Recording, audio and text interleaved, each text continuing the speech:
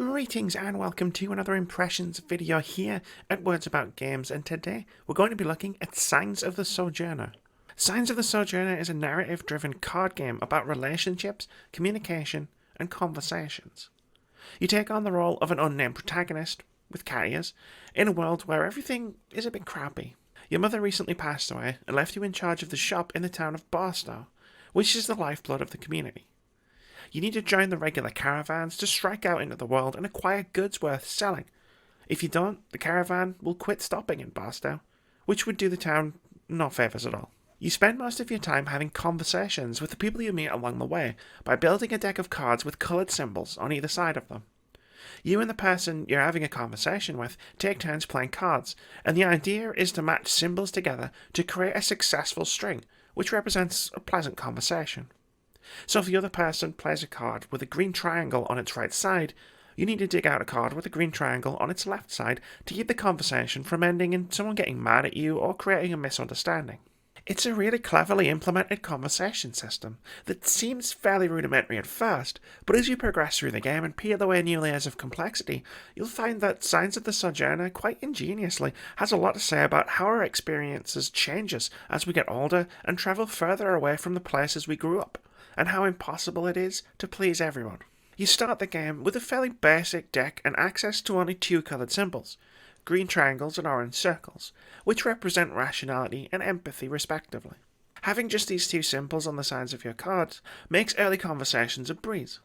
After all, you're talking to the people from the town you spent your entire life living in, which includes your childhood best friend, so talking to them should be a dawdle. As you strike out with the caravan and travel further and further afield, you start to encounter people with more complex types of cards. Maybe they've got a card with dual symbols on one side, or maybe they've got cards with special abilities that allow you to see what's in your conversation partner's hand, or protect you from messing up by mismatching a symbol. Travelling even further away from home, you'll even start encountering people with entirely new symbols, which makes talking to them all the more difficult if you have no cards to match them with. After each and every conversation, whether it's successful or not, you must choose a card from the deck of the person you are speaking to replace one in your deck. So you can start to build out your deck with new symbols and abilities, which can make return visits slightly easier. Once you've completed your first journey with the caravan, you'll have a radically different deck than the one that you started out with.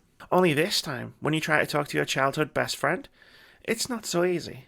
Your deck isn't overloaded with green triangles and orange circles, so instead of a breezy conversation between two best friends, your childhood friend might get mad at how much you've seemingly changed out on the road, and how much more difficult it is to talk to you all of a sudden. Signs of the Sojourner is ostensibly a fairly simple deck building game, where you need to equip a deck and match coloured symbols on cards to succeed.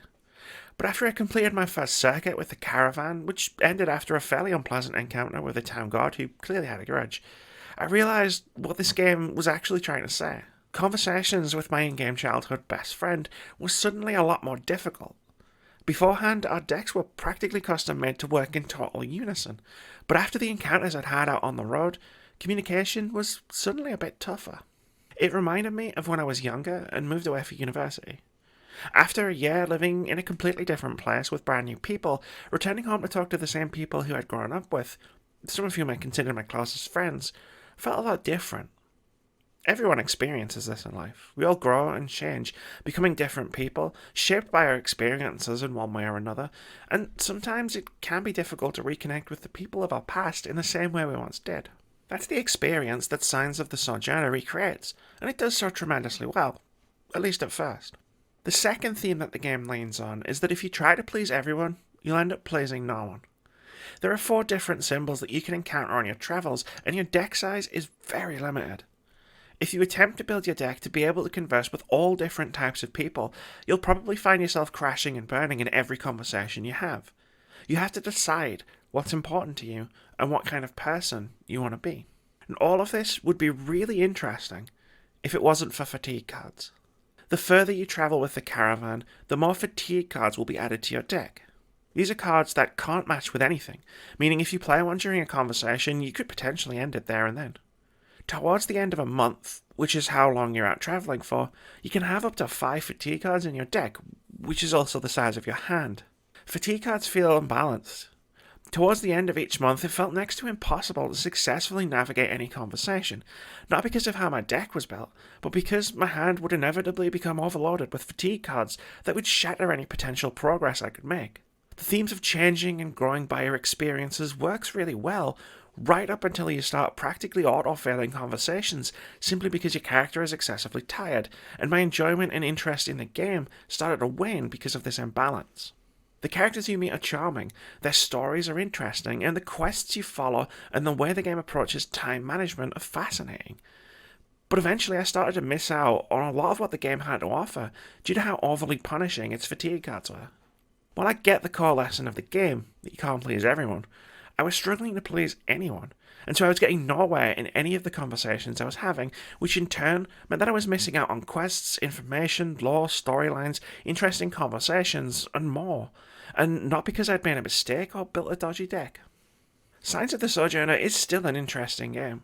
I can't recall any other game that fuses together deck building and narrative in such a way. I love the way it presented its themes of growing up and changing depending on the people you meet and the places you visit. But the fatigue cards are too punishing, and they actively start hurting the experience the further into the game you progress. I wanted to learn more about the interesting world and characters that are in the game, but it became more and more difficult due to this single mechanic that felt wildly unbalanced. Thanks very much for watching this video. If you enjoyed it or found it useful, consider sticking around here at Words About Games. Our content includes review impressions of games big and small, a weekly podcast dedicated to discussing the happenings in and around the games industry, weekly opinion videos, reactions, debate-driven top 5 and top 10 lists, a regular Hall of Fame series where we discuss our favourite games, and indie game spotlights. We also stream every Friday and Saturday at twitch.tv/wordsaboutgames. Most importantly, have a brilliant day.